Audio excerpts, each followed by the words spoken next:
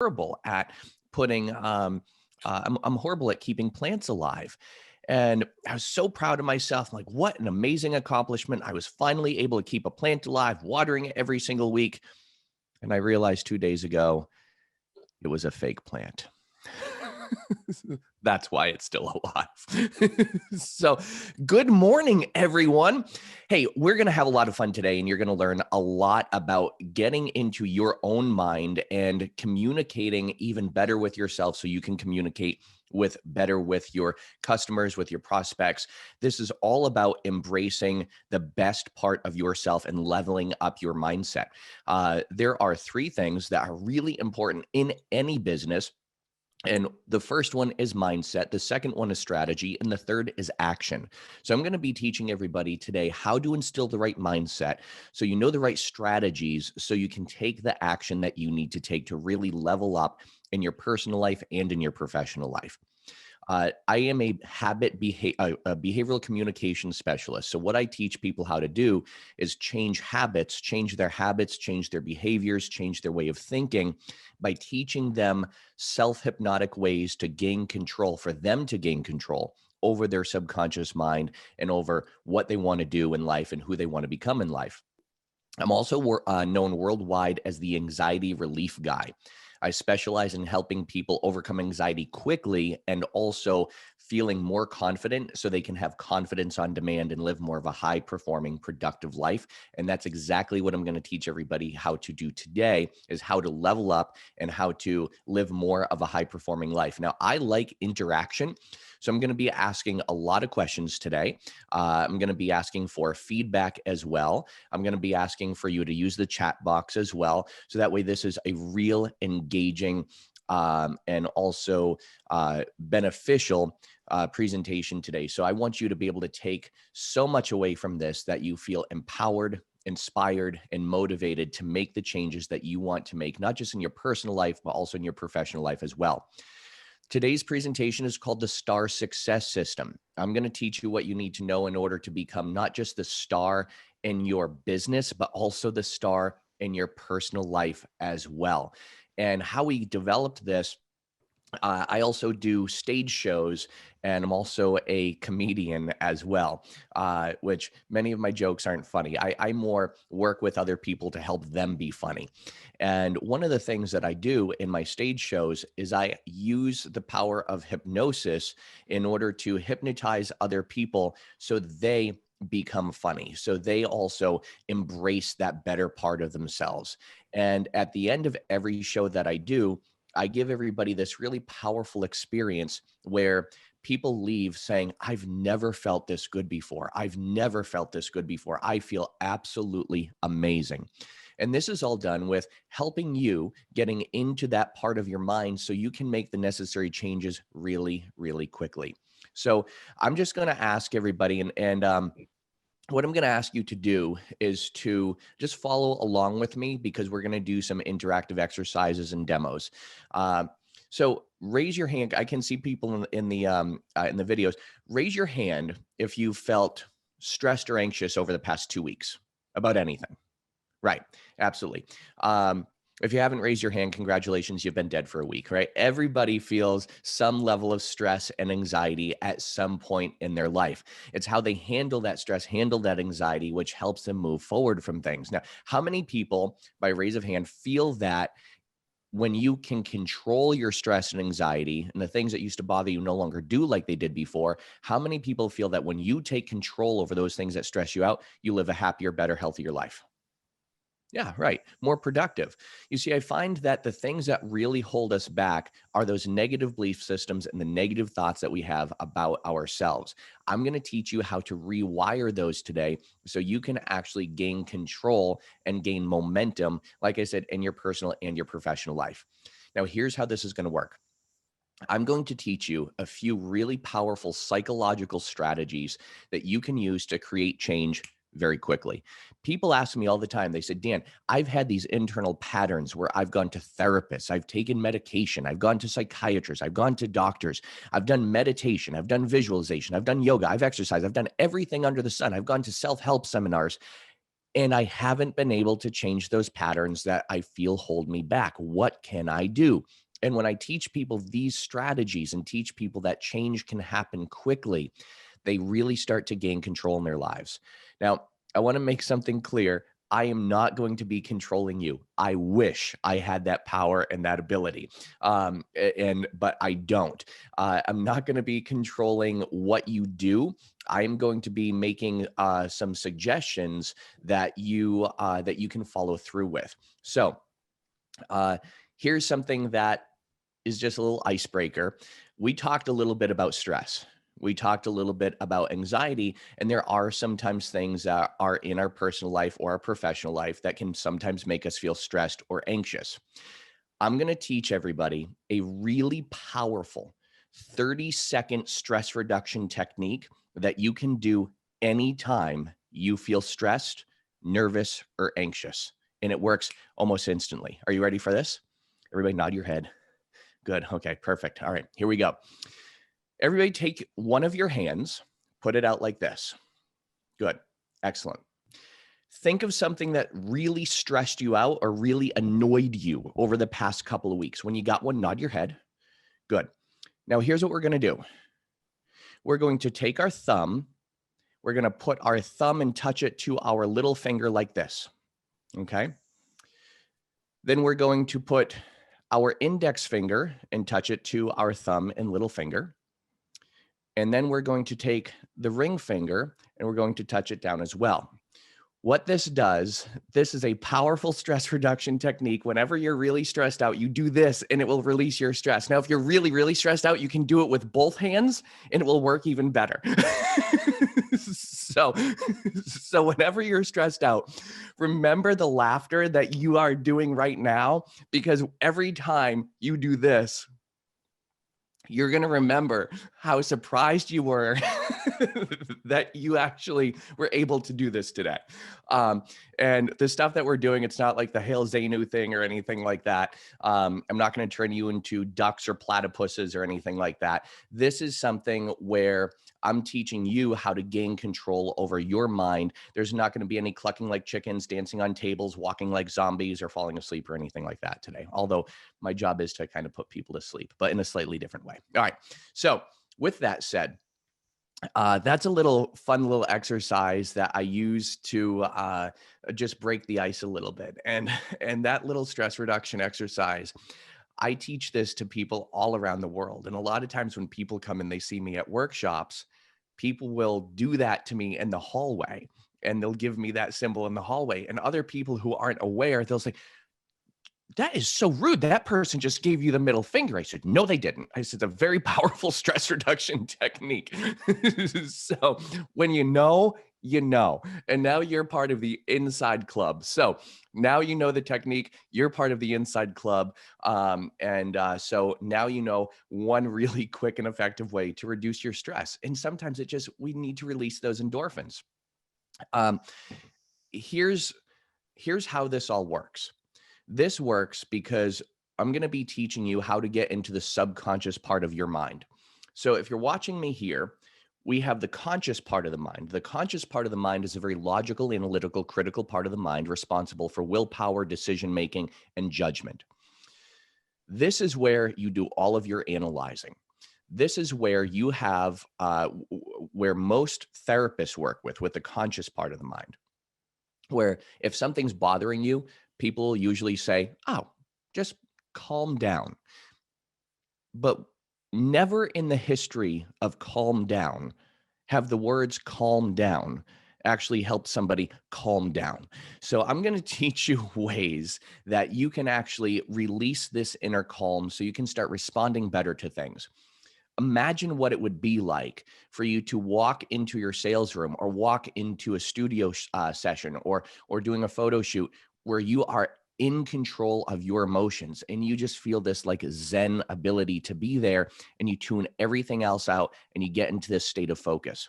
I'm going to be teaching you how to do some things like this today because you need to learn how to manage your mental state when you go into those high performance moments. So when you really want to show up in life, you can show up and be the best version of you that you can be. With that said, On the other side of the conscious mind, there's what we call the subconscious mind. The subconscious part of the mind is a part of the mind that stores every single thing you've ever heard, seen, felt, done, experienced, learned, read, smelled, and tasted, or your perceptions of all that stuff. Your perceptions are just as important, if not more important, than your experiences, because your perceptions form your reality. Here's what I'm talking about. When I was about 9 years old, my parents got a divorce, and it was the first night that I was sleeping in my house without my dad. I woke up at about 3 o'clock in the morning. I opened up my eyes, and I saw this giant shadow figure standing over my bed. And I'm like, ah, Mom, there's someone in my room. And she comes running in the room and she turns on the light. And when she turns on the light, that giant shadow figure standing over my bed was just my coat on a coat rack. My reality changed instantly, just like that. Let's imagine that I took a trip to Iowa. And after this presentation, and after you heard the rest of the presentations today, you're feeling really inspired. And you say to me, Dan, yours was my favorite presentation of the day. Let's go for a hike so we can talk more about it. And let's say that behind the convention center, the conference center where where this conference was taking place, let's say there was a walking trail, and you and I start hiking down this walking trail. But we heard on the way to this walking trail, we heard that some psychopath dumped 1,000 poisonous rattlesnakes along the trail. Now you might be thinking, well, why would we still walk down the trail? We like to live dangerously. So we're walking down the trail, and all of a sudden, you see this thing that we're about to step on that you swear moved. You saw it move. Your mind goes into the belief, oh my gosh, it's one of those rattlesnakes. Oh my gosh, if there's that one, there might be more. And we start to go into retreat mode, right? Probably not curiosity mode. You're probably not going to go and poke it with a stick, right? We're going to retreat because our minds perceive that to be dangerous and threatening. However, as we're retreating back a little bit, we're looking at our surroundings. All of a sudden, you change your perspective. You change your perspective. And as you change your perspective, you change your perception. You realize, oh my gosh, that's not a snake. It's just a piece of rope that somebody put on the trail. So what you do is you pick up the rope, you throw it off the trail. We keep walking down the trail.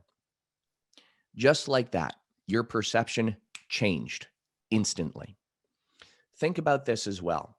Imagine that you're 4 years old and this golden retriever dog comes up to you and it towers over you and it starts nudging you with its head and you fall to the ground, and the dog, it seems, starts viciously attacking you. It's not attacking you. It's just trying to lick you because it wants to play, but you don't know that at 4 years old. And that 30-second interaction you had with a dog causes you to be afraid of dogs for pretty much for the rest of your life. And I see this happen with my clients all the time. There's what we call an initial sensitizing event that causes a person to feel anxious or causes a person to respond a certain way. If that 30-second interaction with a dog can cause a program like that, think of what other little interactions can do that can cause good programs. Now, if the same thing happened to you when you were 14, 15 years old, this golden retriever comes up to you and starts nudging you with its head. Now you realize, oh, it just wants me to pat it. And, oh, it wants to jump up and it wants to start licking my face and giving me kisses because it's excited to see me. So we can change very quickly when we know how. So if you have any bit of self-doubt, any limiting belief about yourself, if you have any bit of nervousness, stress, fear, or apprehension, these are programs that are internal structures of your subconscious mind that I'm going to teach you how to change today. Now, as I said, the subconscious part of the mind is a part of the mind that stores every single thing you've ever heard, seen, felt, done, experienced, learned, read, smelled, and tasted. And based on that, it composes your beliefs, behaviors, habits, feelings, sensations, emotions, personality, and programs of sorts. Pay attention. I'll be quizzing you on this a little bit later. But essentially, our perceptions form our belief systems, our thoughts, and our reality. We're going to be changing some of those today. So you perceive yourself a little bit differently. And so you perceive all those other things that were holding you back a little differently as well. So you can start to break free from all these little things so you can make breakthroughs. Thank you everybody for joining. Some more people coming in, and thank you for the people commenting in the chat box as well. Good morning, everybody. Yes, I'm speaking on harnessing your mental capabilities. Okay. All you have to do to get into the subconscious mind is to follow instructions and suggestions. But I'm going to tell you how some of these patterns and programs have developed. If you would, type in the chat box if you have either a limiting belief or a program or a habit or a feeling that you get that you don't want anymore. So just type yes in the chat box if you have a feeling, an emotion, a habit, or a behavior that you just want to get rid of, that it doesn't benefit you anymore. Perfect. Good. Yes, I like that. Ian says yes. All right, good. Yep. Wonderful. Excellent. And here's what happens.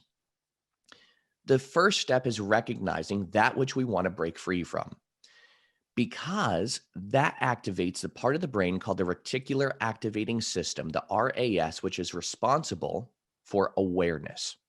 As you become aware of the things that you want to start breaking free from, you activate that system. But there's another part that people usually leave out, which we're going to be getting to in a moment. So that subconscious part of the mind, that's where all your behaviors, all your habits are stored. That's where all the stuff is stored that we want to start changing. But we need to get into that part of the mind. But some people might wonder, well, how did I acquire these programs anyway? Well, there are 5 principles that actually get into the subconscious mind. It's a process we call bypassing the critical factor of the conscious mind. So we have the conscious mind, the subconscious, and then the critical factor, which is like your judgment. Here's what happens. When you're very young, from birth until about age 7, your critical factor, your judgment, your filter is wide open. So information is constantly getting through there and we're not analyzing it. Think about this for a moment. This is where most of us get our problems, from childhood, from our parents, from interactions that we have with other people. So I tell people, please keep messing up your children because it will make more clients for me in the future. Now, of course, we don't ever have the intention of doing that. And we never know what's going to bother someone. Sometimes one thing we say that could be funny to one person could be damaging to another person's ego. We never know. So when we are younger, our minds are always open, very absorbent of information. The second thing that causes our critical factor to bypass, to become more receptive or sensitive to programming, is trust, authority, credibility. Think about this for a moment. Let's say you go into a doctor's office and the doctor tells you, you have an issue and here's how you resolve it. You're not really going to question that. You're not really going to question what they say because you have a high level of trust and authority with that person. The same thing is true with a lot of religious figures, people who are faith-based and who are very religious. And again, this is excellent. When we go into church, when we go into any type of religious institution, we take everything that's being told to us pretty much as a word of the gospel, because we're putting that people on a higher level, and we should. That's just how our mind works. What happens is when we go into that situation, we go into states of what we call suspended disbelief. We don't really analyze things that are going on around us all that much. Things are just getting into us. We're forming new belief systems. So we have age, we have trust, authority, credibility. The third thing that gets into the subconscious mind, emotions. Anytime you're highly emotional, positive or negative, your filter is open and you can get into your subconscious mind much easier. The fourth is repetition. Anytime something is repeated over and over and over and over and over again, it knocks down that critical factor, bypasses your judgment, gets into the subconscious mind. In the fifth and final one, any type of ritual, such as hypnosis, which is we do in a formatted way, hypnosis, prayer, any type of ritualistic behavior or ritualistic process that causes us to kind of zone out, also causes us to become receptive. So, how can we use these principles with ourselves? When we're in an emotional state, it's important to understand that we're very receptive. When people from higher affiliations or that we see as more credible, we place a higher level of trust. You can actually use this in your business. You see behind me, I was on the front cover of a magazine. I have the 2 books that I've written. I have a certificate behind me. When I do online sessions and groups and presentations with people, and this is how my background is set up, that pretty much raises the credibility and says, oh, this guy was on the front cover of a magazine. Oh, he's written several books. You can apply the same principles to raise your credibility, and your trust factor with your clients. The same thing is true with emotion. When you evoke an emotional state within your clients and customers, you start speaking directly to their subconscious mind, and they're not really going to analyze much of what you're saying. And this has nothing to do with coercion or manipulation. This is just pure human psychology and human behavior. This is how people respond. The same thing is with repetition. That's why you want to keep hitting people with the same message over and over and over again, because the more they see something about you, the more you're going to be in the forefront of their mind. And again, it activates a reticular activating system, bypassing the critical factor of the conscious mind to get into the subconscious mind. I know that a lot of this is like scientific mumbo jumbo going, but there's a reason why I'm doing this. What I'm doing is something called overload and confusion. So that way, when we get to the part where it requires you to change something, you'll be able to do so very easily, because your conscious mind is trying to keep up with what I'm saying. And when it's trying to keep up with what I'm saying, your subconscious mind, it kind of comes out. So that way I can put positive messages in your subconscious mind, such as the things that used to bother you no longer do like they did before, because today is Friday, which is Saturday's yesterday and Thursday's tomorrow. I know, weird. So with that said, let's put that on a shelf for a moment. Let's do another fun little exercise. I'm going to show you a way that you can actually learn what communication style you are. So everybody follow along with me. Take your right hand, put it out just like this, right next to your face. Coolio. Good, good, good. Excellent. Wiggle your fingers. Good. All right. Now make like an okay sign, like a little circle. Look at your circle. Make it as perfect as possible with your thumb and index finger. Good. Look back at me. Good. Now place your circle on your chin. Good. Leave it there. Look around. See how many people don't know where their chin is, right? Now, here's ta-da. No, here's what happened. The people who I don't do this to make fun of you. I do this to teach you something about yourself. For those of you who did this, you're what we call visual learners. You learn best by seeing. Those of you who did this, you're audio learners. You learn best by hearing. For those of you who did this, you cheated. But that's okay. We love you anyway. Now, when you know what your communication style is, you'll know what words to hook onto, because there are going to be times where I say, I hear what you're saying, or there are going to be times where I say, I see the point, or there are going to be times where I say, I know how you feel. And pay attention to some of the words that I'm using as I'm using these words, because I want to speak directly to your communication style, so you are picking up the messages. So that's why I'm going to be going back and forth between many different communication styles today. Let's see here. MJ says, damn, my daughters should be great clients. So number 4, so I'll go over the 5 critical the 5 bypasses again. We have age. So from birth until about age 7, we have trust, authority, and credibility. So that's why when you talk to clients, and I'm going to tell you a few things about like the onboarding process to raise that a little bit, to raise that trust and authority. The third thing is heightened emotion. And the fourth is, and these might be out of order than the original one that I gave. And the fourth is repetition. And the fifth is hypnosis, or any type of ritualistic thing that causes us to kind of zone out. It could be hypnosis. It could be prayer. It could be forms of meditation. These are times where the critical factor bypasses and the subconscious mind becomes more active and open and receptive.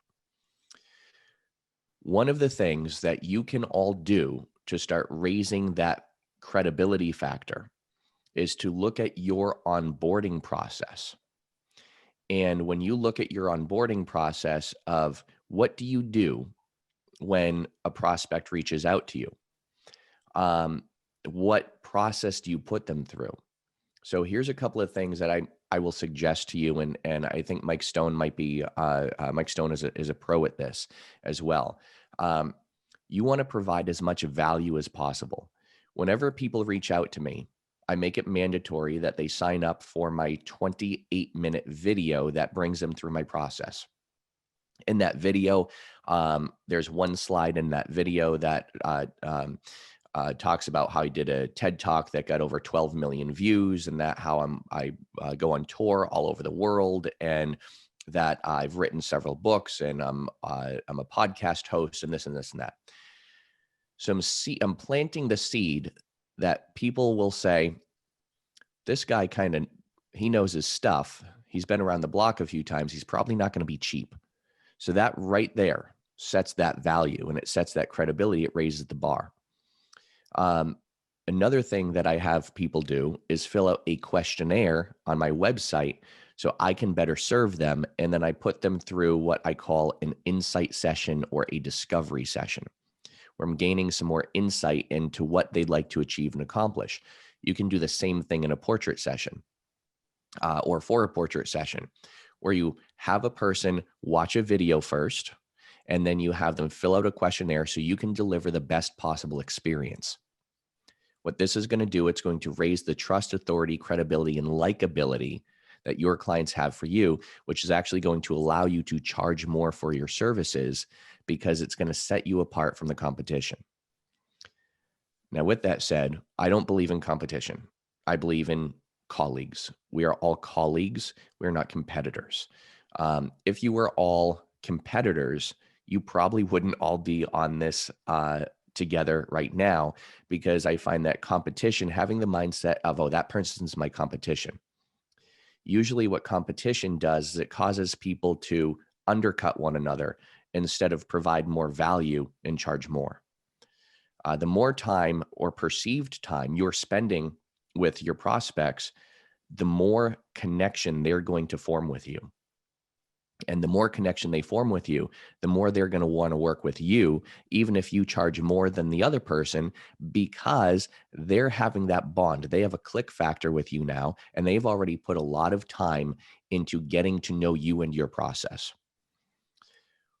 One other thing that I'm going to recommend for everybody to do is to find a podcast that you can be interviewed on. And it's very easy to find a podcast to be interviewed on.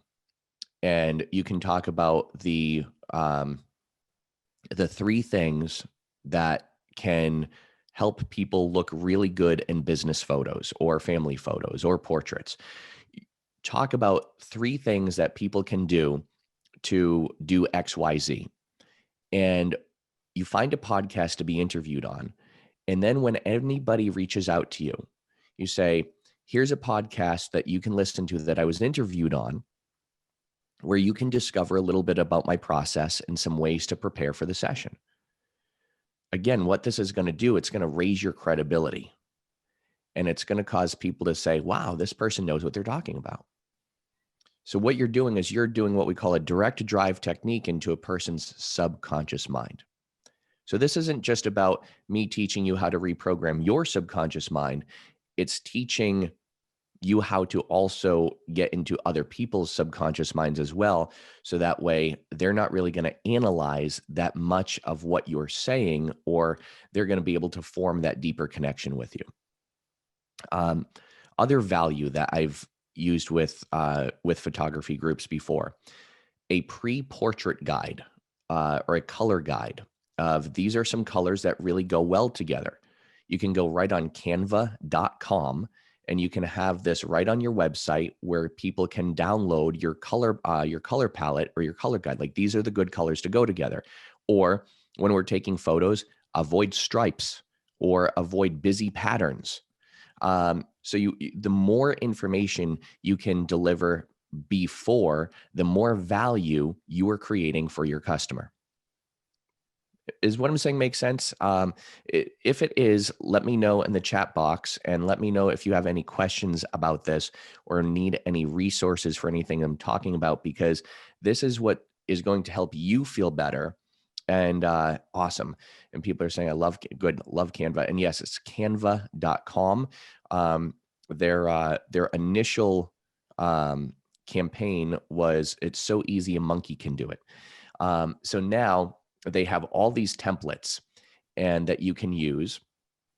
And I know many photographers who have published things on Canva that you may be able to use. So if you type in photography guide or something like that, you're going to see a bunch of different things pop up where you can actually take different templates and put your information into it.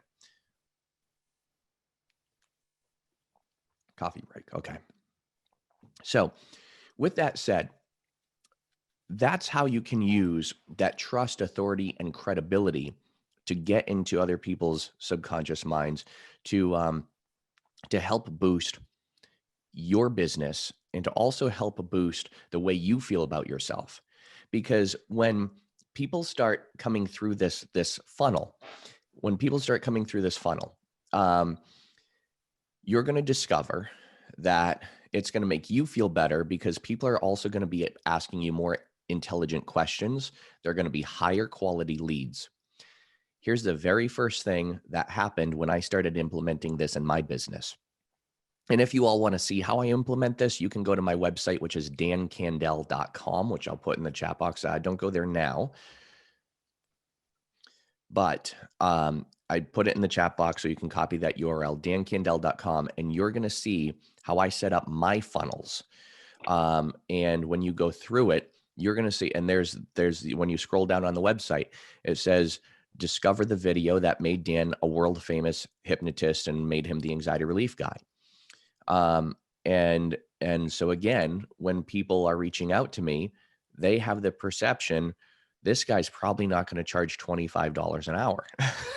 So it boosts that reputation as well. So if you want, you can go on, you can check out my funnels that I use on my website and everything like that.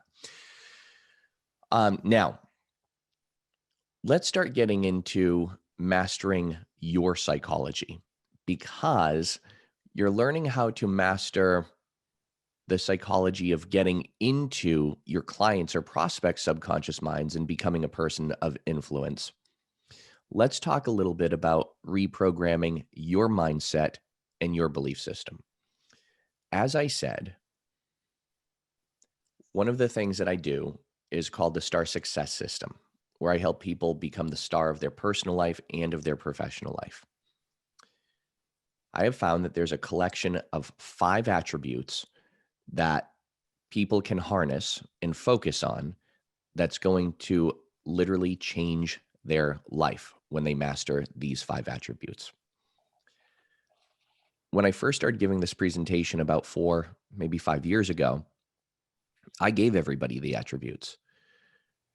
From the research that I did, from interviewing thousands of business professionals and working with thousands of business and sales professionals and entrepreneurs, then I discovered that not all of those attributes suit all of those people. So here's what I want you to think of. Think of right now a star photographer, somebody that you see and you're like, whoa, if only I had what they had. If only I could do the things that they're doing, or if only I had the mindset that they had. It could be a mentor. It could be a coach. It could be someone that you see online. But think of like a star photographer and someone that you're like, oh, I follow them because I really admire the work that they do. And just so you know, people also admire the work that you do and follow you as well. We just don't all realize it. So think of someone who you'd like to really master their mindset. Think of the attributes, the mindsets that they have that you'd like to harness onto. I'll give you a couple of them that people typically say. Confidence, huge one. Enthusiasm, emotional control, focus, motivation. So I want you to think of 5 attributes that you're like, oh, if I could accelerate these, if I could boost these in my own mind, if I could feel even more of these, I would be on top of my game, gaining momentum in every part of my life. And if you can, write in the chat box what some of those attributes are that you would like to. And by typing these, you're not saying that you don't have these. You're saying, I would like more of these. And full disclosure, after working with thousands and thousands of people, I've never met anyone that said, oh, confidence? No, I can't use any more of that. Perfect. We have a lot for confidence, focus, confidence, excellent. Perfect. Wonderful. Confidence, focus, drive, motivation, consistency. Excellent. This is all great stuff. Perfect.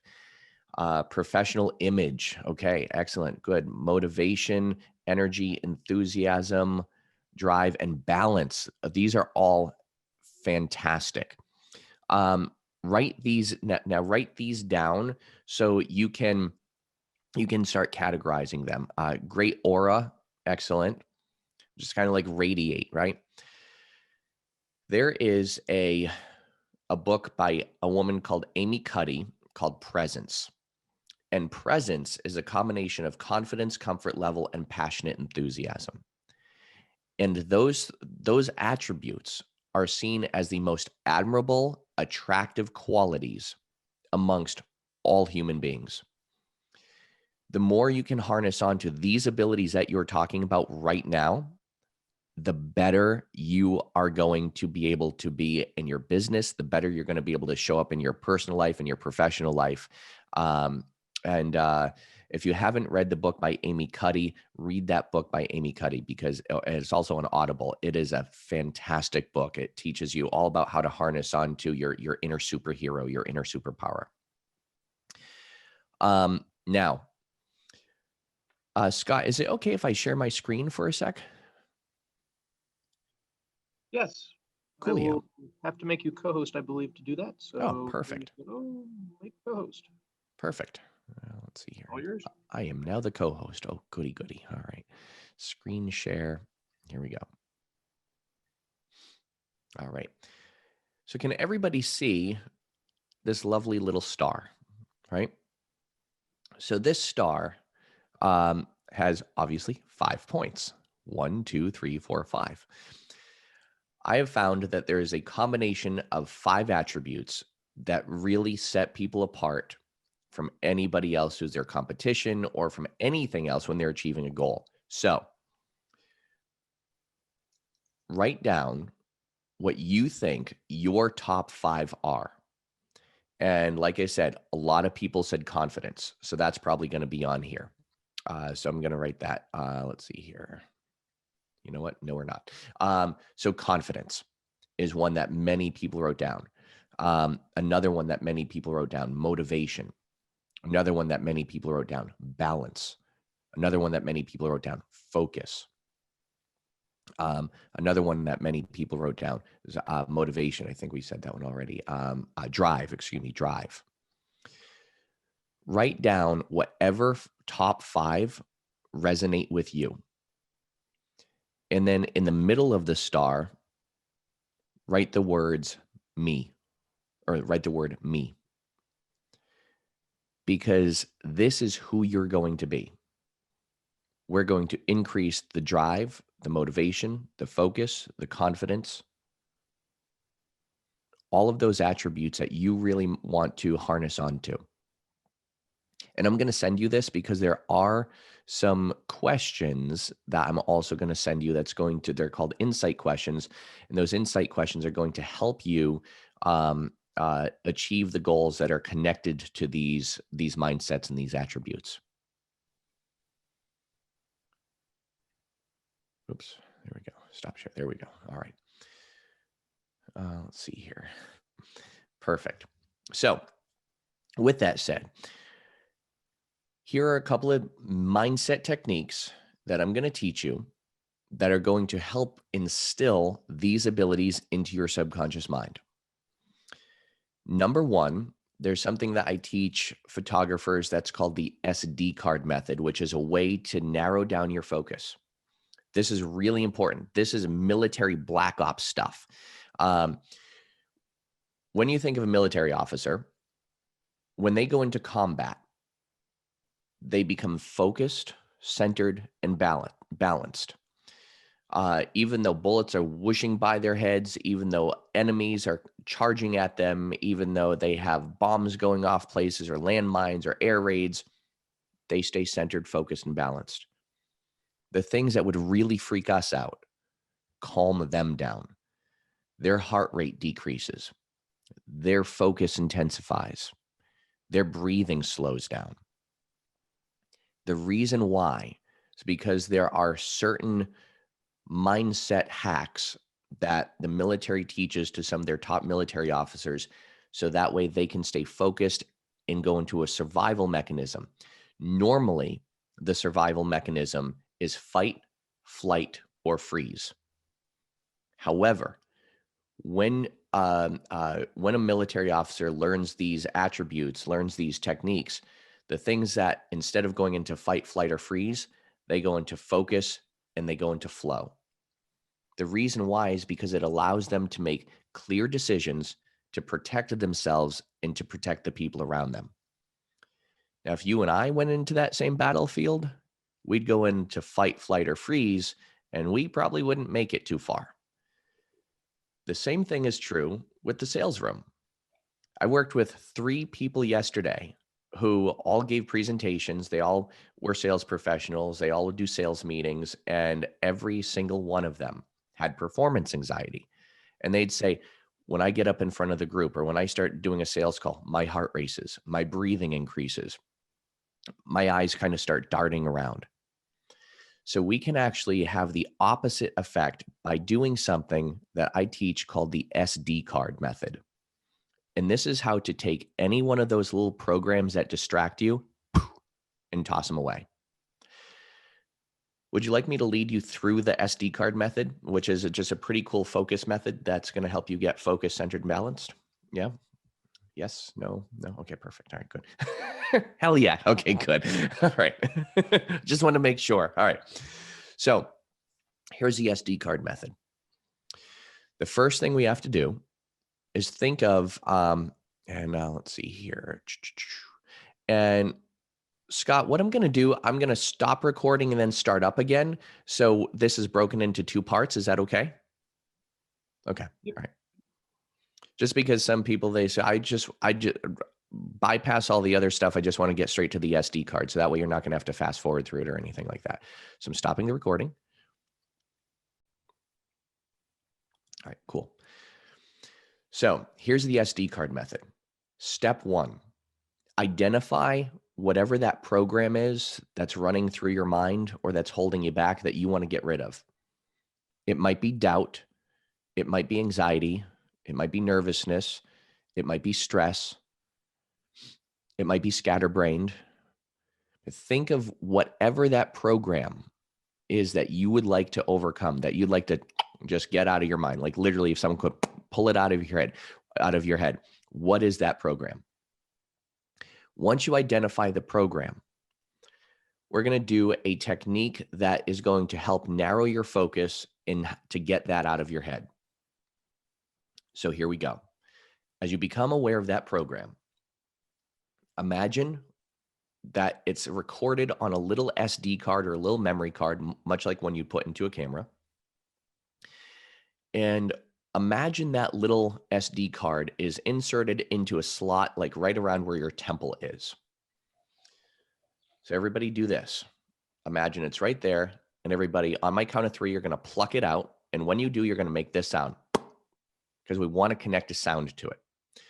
So on my count of 3, you're going to make a sound. You're going to pluck it out. Here we go. Ready? 1, 2, 3. Good. Imagine you can look at it now, like you're holding it out. This plays on the principle of psychological dissociation and detachment. So you're holding it, and now you're going to throw it on the ceiling and you're going to look at it. So you're going to throw it on the ceiling. So imagine tossing it up on the ceiling and just stare at that spot on the ceiling. Allow all of your focus and attention to go on that spot as if you could see that SD card, like that little program that was in your head, but now it's out there now. And as you're imagining, picturing, visualizing, or thinking about it out there now, Just allow all of your focus to go into that and see it as this like little teeny tiny small thing that's no longer in your mind. And as you do this, notice now that you can now expand your peripheral vision. So just expand your peripheral vision and become aware of anything that's not that thing that you were thinking about before. So maybe you become aware of the open space around that. Maybe you become aware of another color. Maybe you become aware of another sound. Become aware of anything that's not that thing that was there before, that's different now. And now just think about what it would be like for you to leave that program stuck to the ceiling, literally stuck to the ceiling, and now walk into the situations where that program would have bothered you, but now you're walking into the situations without that program. It's stuck to the ceiling. It's still going to be there if you want to go back and get it, but leave it stuck to the ceiling. Take a deep breath in. Exhale. Close your eyes for a moment. As you close your eyes, think about what program you'd like to now replace with that other one. Think about what program you'd now like to put in your mind. A program of confidence, a program of balance, how you'd rather feel or what you'd rather do or how you'd rather behave or respond instead. And as you're thinking about this now, make an image in your mind, a thought, a picture, or even a little mental movie of what it would be like for you to now behave this way instead of that way that you were responding to before. And as you become aware of what it's like for you to now respond and behave and react in this way, make this picture really big, really bright, really clear. And now open up your eyes. Now, think about for a moment what's different now than what you were feeling or noticing before. What people usually say is, I felt almost like a wave of calm, or I felt like a detachment. Did anyone feel a detachment or like a wave of calm? You can type in the chat box. Also put if you have any questions about this or any interesting experience with this. And yes, that wave of calm. Now think about what is going to now be different when you go into those situations feeling a wave of calm or feeling a wave of relax. Think about what's going to be different. Because some people say, oh, I'm going to be happier. Happy is great, but it's not something that you can really identify. We want to identify by actions. We want to identify with actions that you're going to be taking or changes in responses. So, for example, when I gave this presentation to David Hilton's group a couple of weeks ago, someone called me that night and said, Dan, you're never going to believe this. I did your SD card thing before this phone call that I was going to have that I knew it was just going to set me off. And I was really dreading talking to the woman that I was going to have to call. And she said, but I can't believe it. I called her. I maintained my inner calm. I was calm throughout the whole entire conversation. We actually had a really good conversation. She's like, thank you. I'm like, no, thank you, because it's your ability to do this. Let's see. I'm having trouble figuring out what thing to remove as there's so much. What's the best way to focus on the one thing? Oh, good question. Yeah, sometimes there's a lot going on up here. All the stuff that's going on up here, I call it the itty bitty shitty committee.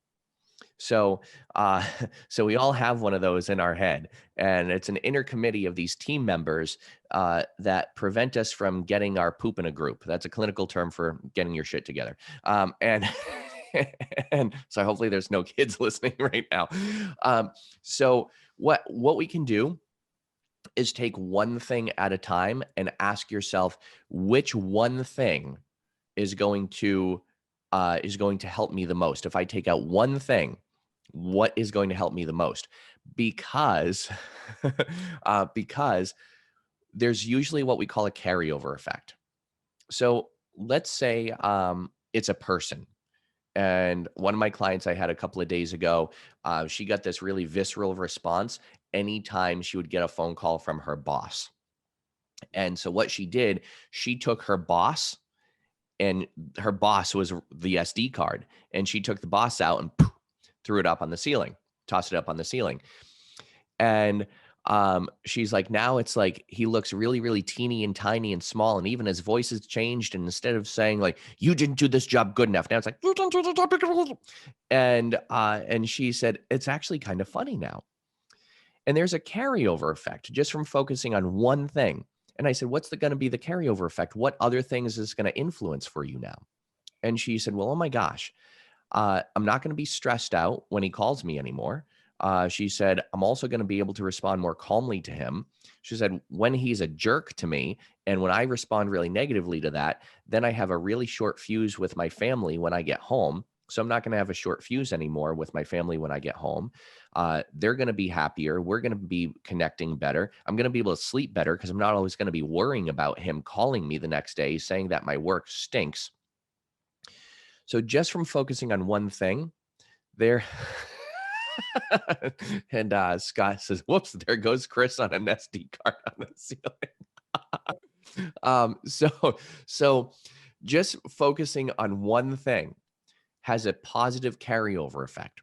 So the woman who called me last week and said I had that a phone conversation with someone that I was dreading calling, I said, great, now what's going to happen? She said, well, now I'm not going to dread other conversations that I have with her, which is really good because I've been putting off calling her and now I'm going to call her more and I'm just going to get the stuff done. So now she's more motivated. She's not procrastinating anymore. Is all this clicking? Is all this making sense? So these are some ways and some techniques that you can use in order to master your psychology. Here's the times where you're going to want to use this, where it will be most effective. And focus on one thing at a time. The times where this is going to be most effective. Number one, in the morning when you're waking up, because you want to start your day being really focused, balanced, and centered. So and this only has to take about 60 seconds. So you can do this in the morning when you're first waking up.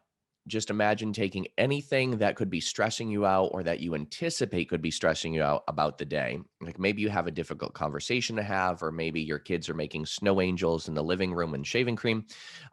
Whatever it is, you take that out. And this is why we want to incorporate the sounds too. We literally, and the actions, we go, and you really want to do that. You want to use sounds because remember, we learn by hearing, seeing, and feeling.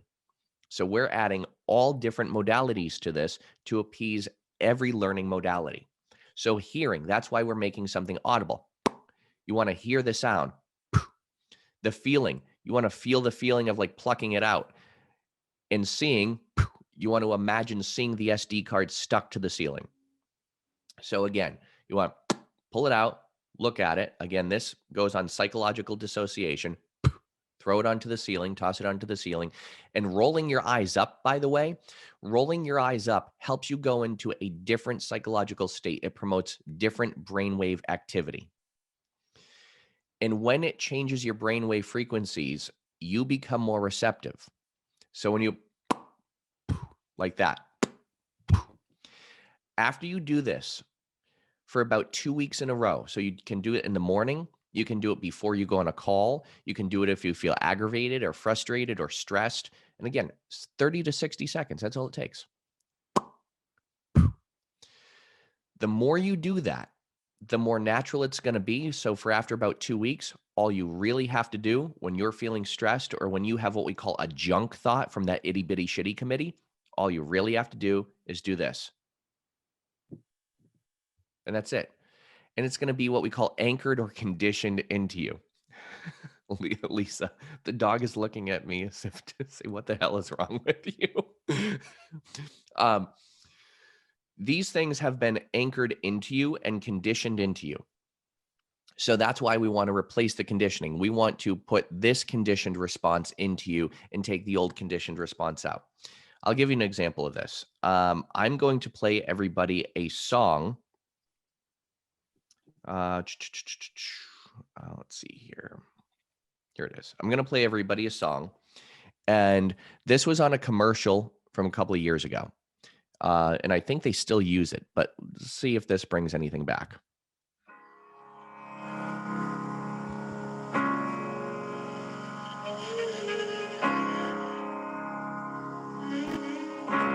Spend all your time waiting for that second.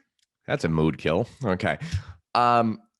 Yes, thank you, Crystal. ASPCA commercials with dying puppies and kittens, right?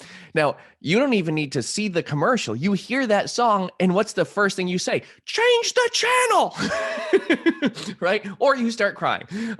So when you hear that song, you just start yelling at people who are in the house, no, change the channel, get the remote, change the channel. Because you have been conditioned to respond that way. It is a conditioned stimulus response. So that song, that trigger prompts an emotional, visceral response, because now you're connecting the song with the poor little kittens and puppies. Shit, I can't even.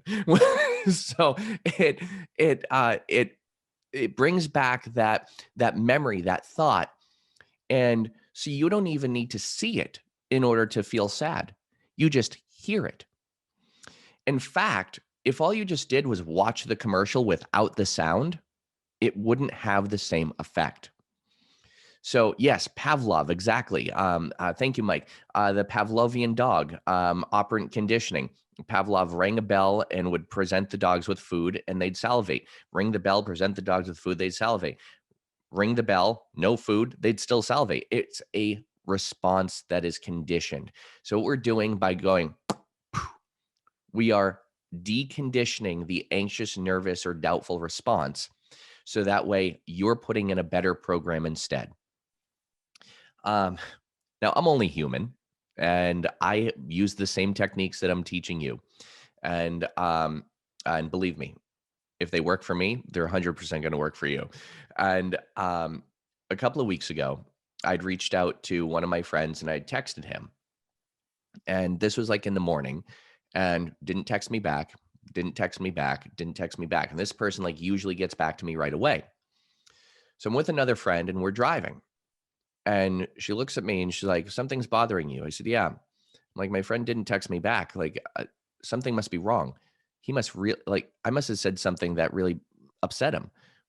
He must be really angry or hurt at me. Maybe he got into a car accident. Maybe he died. Like that escalated quickly. So that's what we call a junk thought. And so when my itty bitty shitty committee started rolling around in my head like that, I did this. And guess what? It left. The thought left. And my friends know the things that I teach people. So my friend, she looked at me and she goes, junk thought. I goes, junk thought. She was good for you. But we have to recognize it. That's where recognizing these things can really help us rewire our ability to do them differently. It may take a little bit of work sometimes. Sometimes there's instead of taking 30 to 60 seconds, sometimes you might need to take about 3 to 5 minutes. It all depends on the strength and the intensity of that. Of kind of what's behind it and what caused it. But how amazing would it be if you go into a sales presentation or you're doing a call with someone or you're procrastinating on something, and then all of a sudden you just do this. You recognize it. You're like, what the hell is this about? How amazing would that be? And from doing this consistently, pulling the SD card out, tossing it onto the ceiling, rolling your eyes up, looking at it. Again, psychological dissociation, expanding your peripheral vision, noticing anything but that thing that was there before. Then closing your eyes, tuning yourself into what you'd like to replace it with. And now thinking about how you're going to be responding and reacting differently, like how you'll know. What you're doing is you're actually making a future memory, something that we call a precognitive memory. Now, the reason why this works so well is because this is a direct subconscious drive technique. Your subconscious mind doesn't know the difference between that which is real or vividly imagined. So when you're making this picture in your mind of you operating with a better program, your subconscious mind thinks, oh, we have already done it that way. We've already been this. We've already been here. I'm showing you proof. So it's more likely for you to be congruent with those thoughts, feelings, behaviors, actions, and reactions. With that said, any questions about this? Are we liking where we're going with this? And just let me know in the chat box. I like feedback. Pavlov. Yes, excellent. Good. This is really how you can start reprogramming your subconscious mind. The pattern is you take the things that are bothering you, you get them out of your mind, and you replace them with something better. When you do this, you're going to start to master your psychology. You're going to start to master your emotions, your feelings, your sensations, your abilities. Excellent. Goodbye self-sabotage. Exactly. Because now you know the right methods and the right methodologies in order to erase that self-sabotage, erase that self-doubt, erase those negative feelings, sensations, or emotions that have been holding you back. And it all starts with a thought, doesn't it? Because our thoughts influence our feelings, sensations, and emotions, which influence our behaviors, actions, reactions, and responses. So when we have a really negative thought, it not only makes you feel kind of gross, that negative thought not only makes you feel the emotions connected to it, it also weakens your entire body. It weakens your entire neurological system. So that's why we start getting into like this cloudy mode. Sometimes it's hard for us to stay balanced. Sometimes our breathing will increase. Sometimes our heart rate will increase. Sometimes we'll start looking back and forth a little bit more. That anxious response starts to come out and play. And that's why we want to short circuit this. Can you sort of make me think I've been fishing all day instead of working, like an office space? Well, MJ, the thing is, in office space, the hypnotist died. I don't plan on going anywhere. That is actually a really fun. I use that movie. So besides that part, so remember, emotions are the gateway into the subconscious mind. One of the ways to evoke a positive emotion or negative emotion is through memory, and through what we call an anchor thought. So if you have a memory of you doing some sort of activity that you really enjoy doing, and you close your eyes and you imagine yourself there, not imagine watching it, but you imagine that you're actually there, seeing through your eyes, hearing through your ears, feeling and sensing through your mind and body, it's going to help evoke those same emotions. You know what? Why don't we bypass the imagination? Why don't we actually do this? Would you mind if I helped you embrace this inner sense of calm a little bit more and really anchored it down? Is that okay with you? Yes? Let's see here. Perfect. Okay. All right, great. So here's what we're going to do. I want you to think of a word that you would like to connect with a feeling of feeling calm, relaxed, in control. So think of a word. Allow this to be like your power word. Waiting for someone to type in the chat box like safe word. No, power word, not safe word, power word. And think of what you want your power word to be. And for some people, they say calm. Some people say strong. Some people say free. One guy I was working with a few weeks ago said Chewbacca. Whatever floats your boat there, Cupcake. I don't know where that one came from, but courage. Excellent. Courage. So think of a word that resonates with how you'd like to feel. And in a moment, I'm going to have you all close your eyes. And I'm going to have you remember I'm going to have you remember a time in your life where you just felt this really good way that you've wanted to feel. Because believe it or not, there are times where we felt confident, even though there might be times where we're not feeling confident now. And the confidence might not even be connected to what we want to be confident about. So for example, confidence is a belief in oneself and one's own abilities. The reason why many people lack confidence is because they believe it has something to do with arrogance, narcissism, self-adulation, and it doesn't, or cockiness, and it doesn't. Confidence is a belief in oneself and one's own abilities. So in a moment, I'll have everyone close your eyes. And when you close your eyes, I'm going to ask you to imagine yourself in a really comfortable place where you're feeling this amazing feeling that you want to feel. It could be right after you closed a sale, a big portrait order. It could be fishing. It could be you just got off a roller coaster. Now you feel a sense of relief. It could be being in the comfort of your own bed. Um, it's more like roar. Perfect. So here we go. If you all can, just kind of sit back, place your hands in your lap, get kind of comfy, wiggle your shoulders a little bit, loosen them up. Good. Now, as we're doing this, you might notice that your head just kind of goes down a little bit. Okay. And that's perfectly fine. You are in control this entire time. This is about you controlling you, not about me controlling you. Here we go. Look up towards the ceiling just with your eyes. Don't roll your head back, but just look up towards the ceiling just with your eyes, because again, that sends a signal to your mind that you're going into a different brainwave frequency. It also elevates your mood, makes this process easier. Just focus on a spot. Take a deep breath in.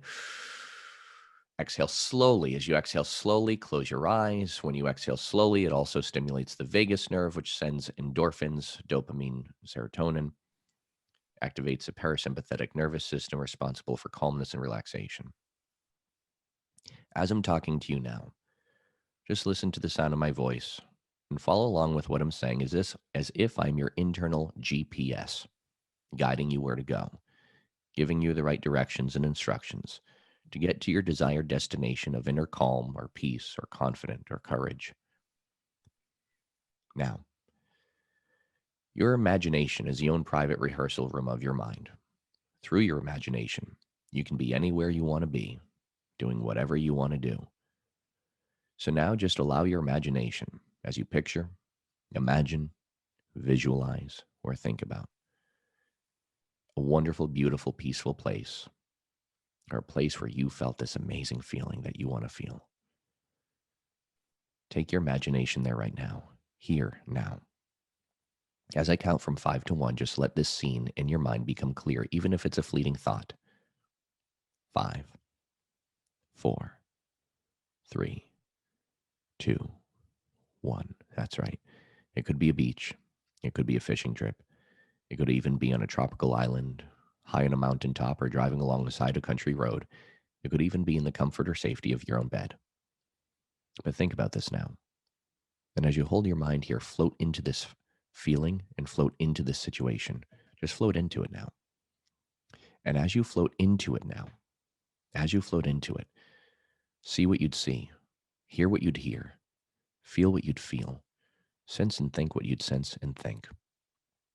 And now, let's connect the word to these feelings and images.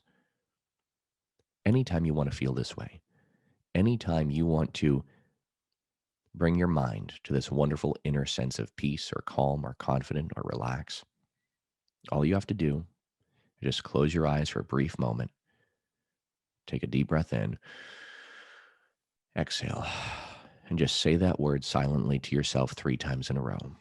Courage, courage, courage. Confident, confident, confident. Peace, peace, peace. Calm, calm, calm. Roar, roar, roar. Whatever it is. And allow your inner mind to connect the word and the breath with this feeling and this image now. Anytime in the future you close your eyes and you just want to bring yourself back here, all you simply have to do is just close your eyes, breathe in, exhale, and connect that word. Boom, boom, boom. Repeat that word 3 times in a row. And as you do, it's a reminder to your inner mind to be confident, to be in control, and to be at peace within. Anytime you do this, anytime you connect this word to this feeling, anytime you do this, it's going to rewire your responses. It's going to help you feel safe and secure. It's going to help you feel confident, as if your mind just experiences this inner bliss. Again, imagine yourself back in this wonderful, beautiful scene, this wonderful, beautiful place. Take a deep breath in. As you exhale, connect the breath with the word. Repeat the word 3 times in a row. This is your word. This is your feeling. We can go one more layer in. Connect a color to this feeling. The first color that pops into your mind. Allow this color to represent this feeling. So now another layer to this, whenever you notice or see this color, it's going to bring back more of this really good, powerful, empowering feeling. Go ahead, take a deep breath in. As you breathe in the color. Imagine that you're breathing in the color. As you exhale and connect that word with the feeling. Boom, boom, boom. And as you do, you embrace this inner ability to be true to who you are, to express all the greatness that you already have within you, to feel empowered, inspired, positive, powerful, courageous. And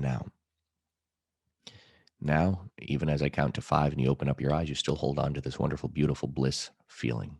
1, come back to the room for me with me here and now, even though you never really went anywhere. 2, sitting up, eyes opening on 3 and 4, and 5, eyes open all the way back, clear and alert. Good morning, my friends. Y'all did a fantastic job. I was scrolling through the screens here and looking at everybody. Y'all looked really nice and zoned out. Good for you, everyone. There we go. We've got the roar. We've got the confident. We've got the courage. We've got the peace, the calmness. We've got the Chewbacca. This will be forever known as your Chewbacca feeling. I don't know what that means, but and that's wonderful. Catherine says this first, my happy place was a memory in the sales room. That's powerful. Here's why this is so powerful, Catherine, because many times we think consciously and we think, oh, I know what it's going to be. I'm going to be zoned out on a beach somewhere and I'm going to take myself to a beach. But when you evoke your subconscious mind brings you, boom, to the best place because your subconscious mind knows exactly where to go. And that's perfectly fine if you were on a beach. So I was on a beach, and that's perfectly fine if you were on a beach. My place is on a beach on a beach in the Dominican, and I was on this mattress. It was a 2-level mattress, and I was just napping, and it was the most peaceful time. Another time is this vacation home I used to go up to in New Hampshire, and I used to lay back in the yard and just see the crest of the 2 mountains because we were in the valley. So you can take your mind any place you want, but notice this existed in your imagination. It existed as a thought, and the thought turned into a feeling and an emotion. That thought that turned into a feeling and an emotion, it's now going to change your behaviors, actions, reactions, and responses to things. So with that said, let's see here. My Chewbacca, I love that. Ian's at work. Where are you? I'm in my Chewbacca place. So definitely on the beach, relaxing, playing, laughing with my kiddos. The mattress scene sounds amazing, though. These are, and again, even if you want to take yourself someplace you haven't been before, but you've seen in a movie, you have permission to take yourself wherever you want to go. So my point in teaching you these techniques and these exercises is to show you how quickly you can make a shift. And it goes back to that dog moment or that walking in the woods moment or the shadow figure in the bedroom. As soon as the light shines on that figure, you realize it's something very different than what you thought it was. You can change very quickly. Think of all the times over the past couple of weeks where you've changed your mind about something. You might have changed your mind about what you're going to have for dinner, what clothes you're going to wear, what you're going to do one day, the way you're going to drive out of your house to get to the grocery store, or what grocery store you're going to go to, a phone call you're going to make or not going to make. You see, you've changed your mind many, many times over the past couple of weeks alone. And now, using these resources and strategies and techniques, you're going to discover within yourself that you can actually change your mind for the bigger things just as easy and naturally as you would change your mind for the little things. And what this is going to do, this is going to help you embrace that ability in order to be your very best self, to star in your own life, to star in your personal life and your professional life, because you are a star. And the more you believe that about yourself, the more that you act as a star in your business and in your life, the more you're really going to be able to show up for those places. So with that said, we do have, I think we have about 15 or 20 minutes left. I'm now going to turn the floor over to all of you as to questions that you may have as to either questions or comments or anything you feel you need advice on, whether it be connecting with people, whether it be persuasion techniques and other ways to get into people's subconscious minds, or a challenge you've been going through. Let's do some kind of rapid relief coaching. I like to end every workshop I do. I like to end with a little bit of rapid relief. So if you have the you have the anxiety relief guy and communication expert at your disposal, what do you want to ask me? What do you need help with? Let's open it up, and you can unmute yourself as well. You can just keep in mind, there's a lot of people on my screen, so if you can just say your name when you come on, and we'll open it up.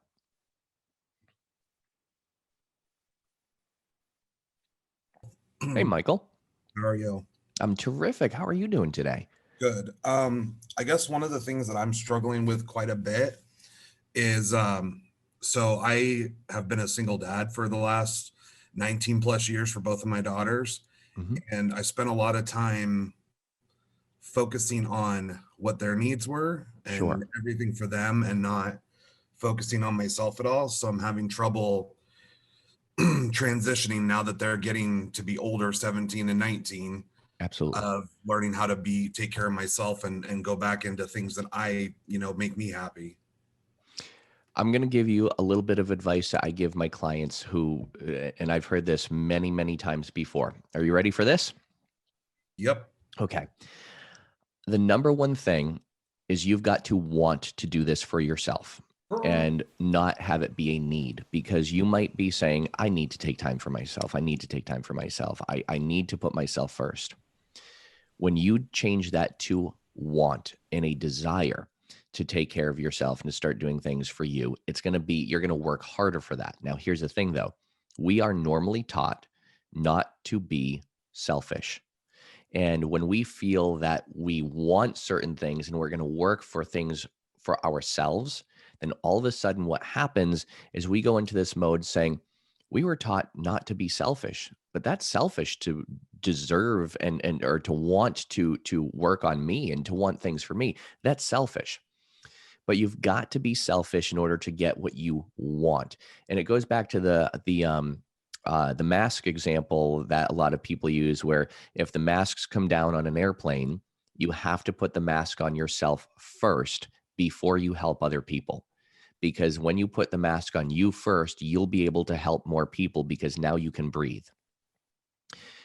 Embrace that part of you that says, it's okay for me to be selfish, because the more I'm selfish with what I want, the more selfless I can be with others around me, and the more giving I can be with people around me, because you have greatness within you, and you deserve to show that greatness to other people and share that greatness with other people.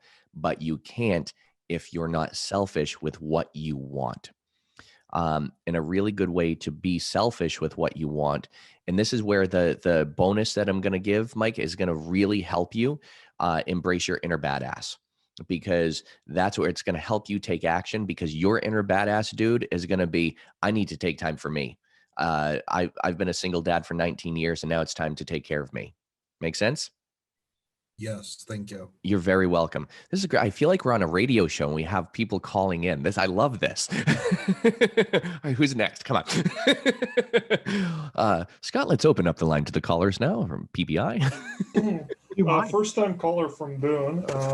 Awesome. Welcome from Boone. This is Ian, by the way.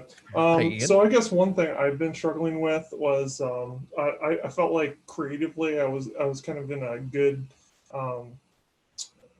place, making some headway in 2019 when I first joined PPI, and then the pandemic happened, and I've just felt like I've been in a creative rut all of 2020, and just overwhelmed with work, and I'm trying to get a place where I'm excited about doing my photography again. Mm-hmm. And I guess I've just been struggling with that. Sure. Who is somebody that you view as more creative that you'd like to like suck up some of their juices. And you don't have to give me a name, because it could maybe be someone on this call. I don't, or on this group. So without throwing you under the bus, can you think of somebody who has that level of excitement and creativity already? Yeah. Perfect. Okay.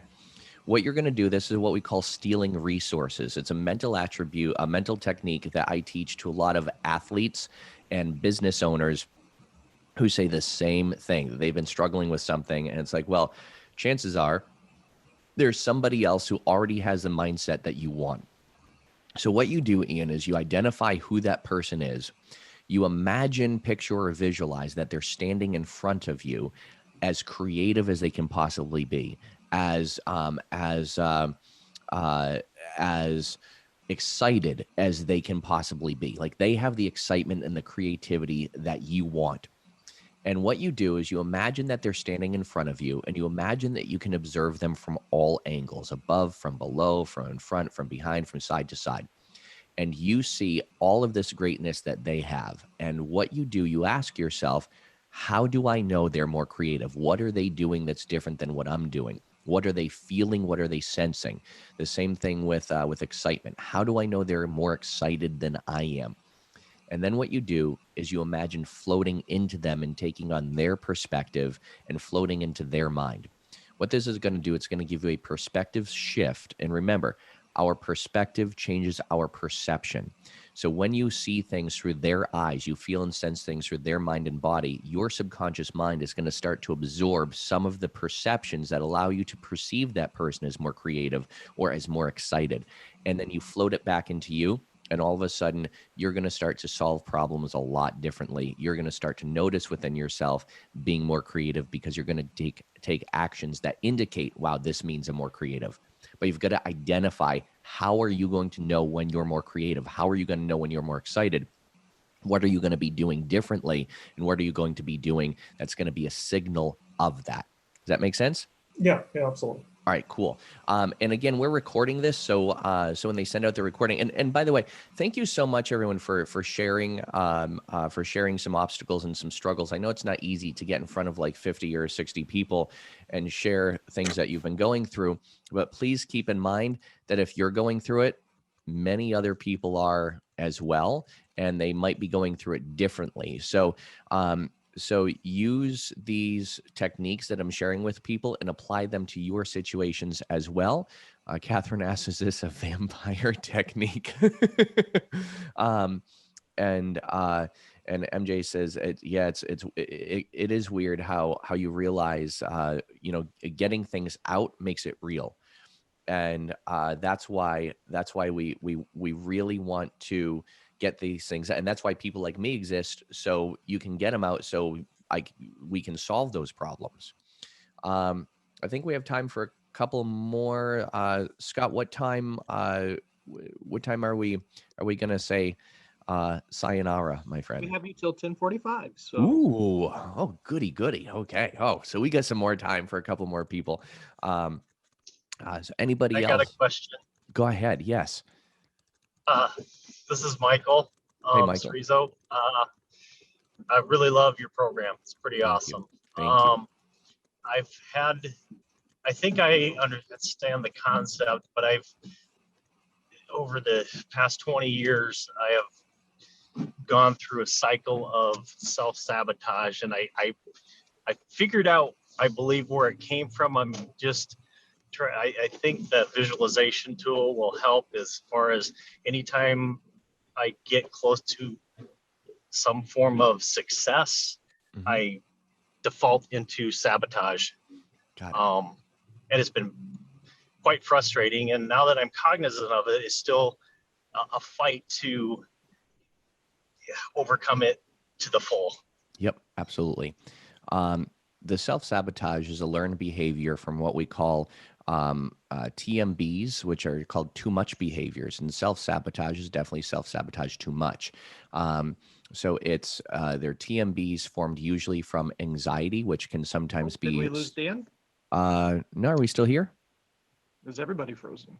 No. Oh, it must be your internet connection or lack of internet connection. Again, this is being recorded, so it will get sent to you. So the self-sabotage is stemmed from a belief that is usually from a fear of failure or a fear of success. The reason why And then, we oh, go ahead. and that's kind of, I mean, if there's a traumatic experience that happened where I thought I was getting close to, like, the pinnacle of where I wanted to be. Yep. And then tragedy happened. And then now every time I get close to success, it like chokes me. Absolutely. So one of the things that you can do, one of the techniques that you can practice is what we call healing resources, and go back to that.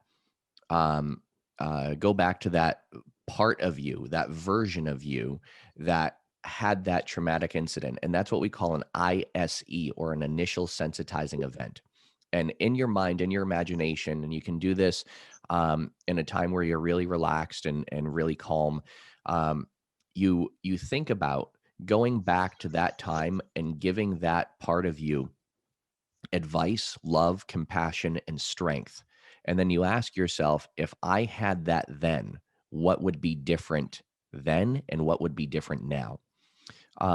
You see, the other part of this also is what we call the what if paradox. Many times we ask ourselves, well, what if I put all this work into it and I get the shit end of the stick again? Or what happens if I dump all this money into it or all this time and I fail? We forget to ask the other questions to the what if.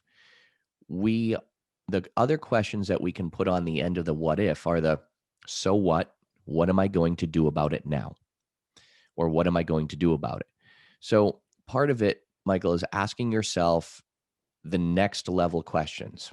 And the next level questions help put you into a greater state of awareness and well-being. So when you start to go into that self-sabotage, well, I'm just not going to do it because you know what, this happened before. And that, then you ask yourself, well, what if I'm successful? What am I going to do? What's going to happen then? Or what if I fail?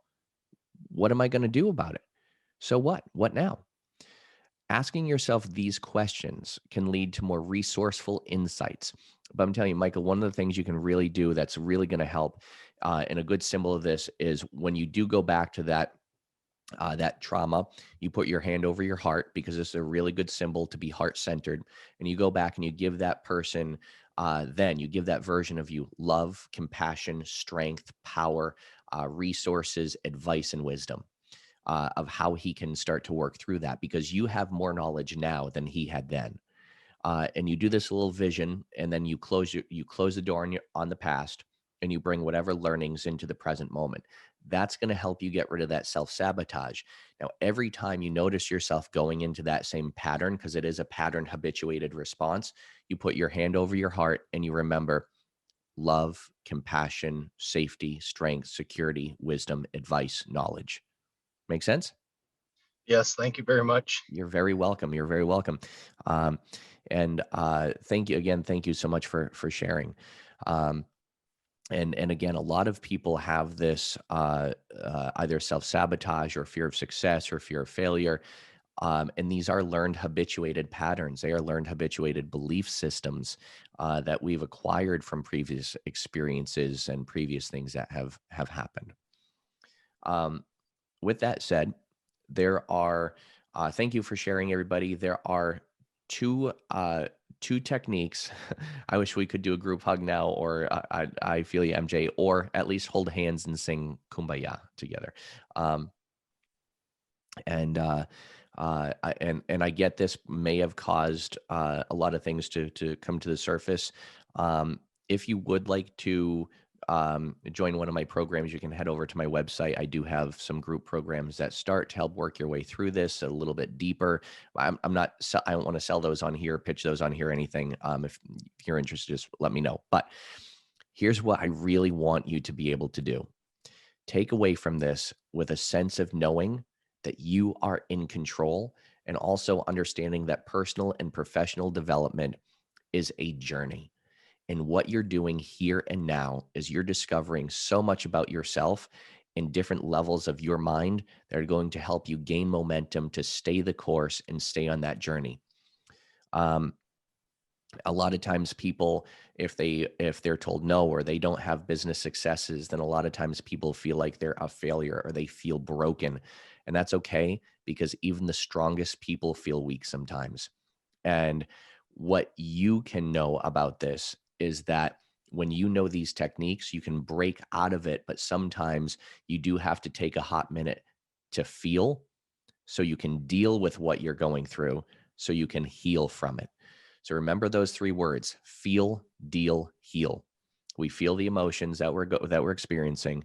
We deal with them through processing them and what they're connected to, so we can heal from them. And the healing part is asking, what is life going to be like when I'm through this? Or what's life going to be like when I process this? Or what's going to happen when I process this? And again, being very future oriented. But you've got to be present oriented before you can be future oriented. So with that said, my friends, 3 words, what I call a 3-word persuasive technique. And this is where we can end, because a lot of people always ask if there are some words that you could recommend to us that could help get into people's subconscious minds. What are some strategies? Number 1 is using the word imagine. The word imagine is like a 1-word hypnotic induction. And imagine how good you're going to feel. Imagine how good you're going to feel when you walk into your living room and you see this portrait of your entire family over your mantle. Imagine how good that's going to feel. So the word imagine is one gateway into the subconscious mind. I used that word several times today. Another technique is an old sales technique, but it's actually also a hypnotic technique, are the words feel, felt, found. A great way to connect with your customers and also people in your personal life is to use the words feel, felt, found to help that person feel a sense of connection with you. I know how you feel. I felt the same way before, and I have found that when, and you put an ending onto that. Or I know how you feel. I know many people who have felt that way before, and they have found that when. So mix it up a little bit as well. One other technique that you can be aware of to gain deep connections with people is what we call matching and mirroring behavior. If you have any form of social anxiety or you're nervous about how other people are going to perceive you, one really amazing mental hack that you can use is to actually be aware of hand gestures, movements, vocal tonality, rate of speech that people are using that you're communicating with, and match their communication. When you match their communication, it causes mirror neurons to fire. And when they fire, it forms a click connection. So it builds the know, like, and trust factor with that person or those people that you're communicating with. With that said, those are some bonus hacks, and I want to talk about the other 2 bonuses that I'm going to send to Scott and Chris so they can send out to you. Usually I get everybody's email addresses and do a lead capture, but I did not do that for today because I think it would be better just for Scott and Chris to send these. David Hilton and I will be teaching a free course on persuasion sales techniques starting next week because there's a lot more of them. So the 2 bonuses I'm going to deliver to you are going to be how to embrace your inner badass. And this is what's really going to help you start to take action on a lot of these strategies. And it is a full coaching and hypnosis session that you're going to get access to. The other one is going to be the first month of my self-help series, which is all about overcoming procrastination, becoming more motivated, and embracing high performance states. You actually see me just like this, like we did here today. You actually see me doing rapid relief coaching sessions with real live people online. And there's a bunch of bonuses in there. There's like a focus hacks technique in there as well. So there's bonuses within the bonuses. So I'm going to send 2 links to Scott and Chris. Scott, can you send those out to everybody? I certainly can. Okay, Yep, all I'll right. put it in a recap email to everybody that was here. Perfect. Excellent. If you'd like to reach out to me, I'm all over social media. You type in my name, you're going to get a whole lot of Dan. If you'd like to join one of my programs, right now I have about a 3 or 4 month wait for private clients to join So I'm doing groups. My next group is called Break Free, which starts Monday, May 8th. So with that said, there's a way that I always end presentations, and think about these things as I tell them to you, because I really do believe that when you embrace and harness these three things and you do these three things in life, you can really achieve that presence and that balance, that peace of mind and that security that your mind craves, needs, and wants. And it is this: as always, in everything you do, in every part of your life, be well, do good, and be true to who you are. My name is Dan Candell, and PPI, thank you so much for having me on today. Dan, thank you so much. Thank you. I think you're our new spirit animal. Oh, man. Powerful, powerful message there from Dan Candell.